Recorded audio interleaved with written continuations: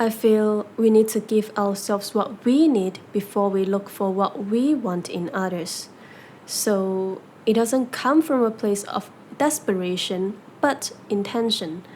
And those two will give us two very different results, as one comes from a place of lack and fear, while the other comes from a place of vision and knowing, a place of abundance, because seeing others having it, we know that only means that we can also have it. It shows us the possibilities with its existence. It doesn't take from the source, which might be viewed as limited by those who see it as lack, but we know that the source comes from us, that life doesn't just happen around us or happening to us, but also life comes from us and is happening for us. Because it is normal to have desires as human, to want something, but if we can fill our own cup with what we need, then we will have more to pour for others. And even if it wasn't reciprocated, we will be able to spot it and stop it. Then go back to being fine without losing ourselves completely along the way. That we will be fine with or without it. Sure, it might be better if we get what we want, of course, but losing and gaining something are both a blessing. Some we can see and some we couldn't yet at the moment, because not getting what we want is also a blessing in secret. Maybe we are protected from it, and maybe there are better things for us, because some realizations will only come to us after, just as it leaves space to allow those that are meant for us to find us.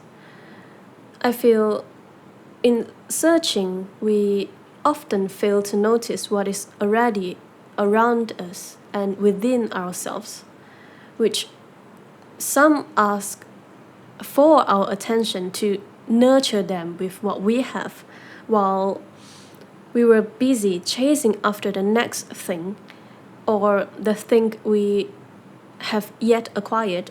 For example, now that if you don't have to pour into another person, you have more to pour into yourself, because sometimes we invest so much energy focusing on what we lack outside, we neglect what we lack inside. And that is why I feel it is important for us to have time to ourselves, for ourselves to sit and reflect, to notice that what we want isn't always a question, but there's also answer in it. When we look at what we want, we can also find out not only what we want from others, but also what we want for ourselves. And what I mean is that in what we want, it says something about ourselves. It is telling us something, what we're lacking, which we also need to question ourselves and look further into it. Why is it that I want this? Why do I want this? Is it really what I want? Or is it what I think I should want? Or is it what I see everyone else have it and is now what I want? What does wanting this says about me? Is there any way I can give myself this, or I can only get this from another person? I feel with questioning ourselves, we get to know ourselves more, but also we need to be aware enough to not go in circles and fall into the trap of overthinking, because we can only know what is really what we want or is for us sometimes is by doing that something. Thinking can only get us so far to an extent, but it is action from us that proves and let the reality to show itself to us. And I feel sometimes we feel like we don't deserve what we want. So we first need to have that self-belief, because I feel we accept what we think we deserve. First, we also need to question ourselves. What am I doing that is actually bringing myself closer or open up more opportunities, steps that are leading me towards getting that of what I want? Because do I really want it if I'm doing nothing to get it? Then maybe I just don't want it enough, or there's actually something I can do that will get me what I want. What does this want from me? I feel it's also an important question that we have to ask back. What does this require from me in order for me to acquire it? I feel it is easy to sit and complain that we don't have something, then actually getting up and putting the work to get it. To accept and admit there are changes to be made, that if we were to want something different or more, it will also need something different or more from us.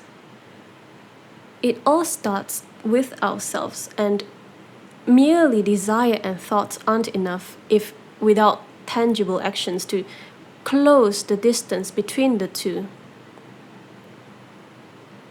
And secondly, I feel sometimes we feel guilty for wanting something, especially when it's something more or better, which we think. Maybe it felt wrong to want that, and that is why I feel we need to be able to make our own judgments and come to our own conclusions if this is really what we want for ourselves or what the society is telling us to want.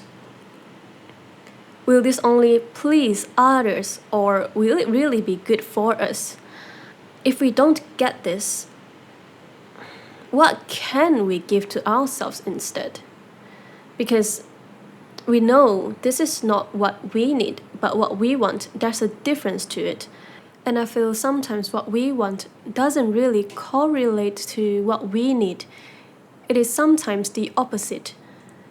I feel sometimes what we want is bad for what we need.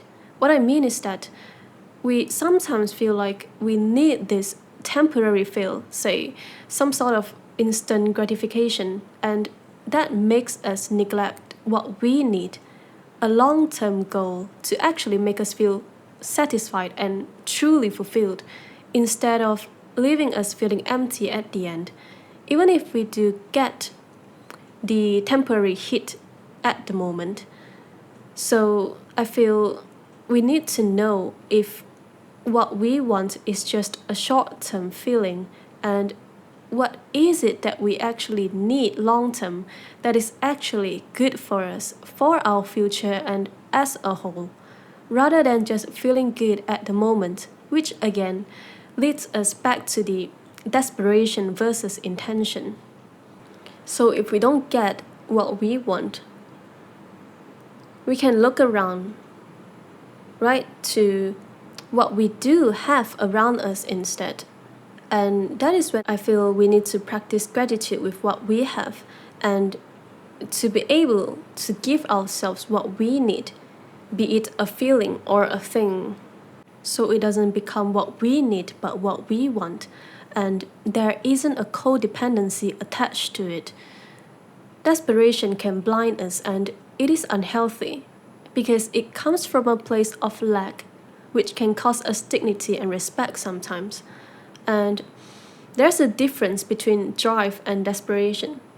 But if we are viewing it from a safer, more logical distance, the distance that we put ourselves and the thing, that is again led not by desperation but intention, because it is what we choose intentionally, consciously, to have this awareness, to be able to see clearer if this is really what we want after we have taken care of and tended to what we need. And as the saying goes, to tend to our own garden first, and then it will attract butterflies. And even if it doesn't, we will still have the garden we nurtured full of flowers. We will still have this, and this too is something.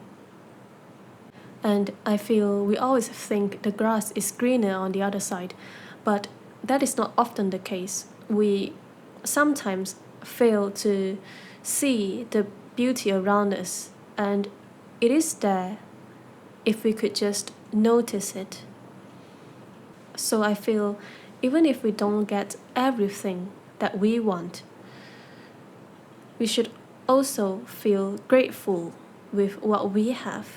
And I feel gratitude will make us feel full, even if we don't have everything that we think we want and need. And I feel if we are at peace with ourselves sometimes, and that is enough, that will feel enough, even if we don't say, as compared to the people who own many things but still feel like it is not enough, still feel like they want more and need more. But if people who can feel grateful and appreciate of the things that they already have, even if it might be simpler than the riches, because I feel riches is sometimes a state of mind instead of things.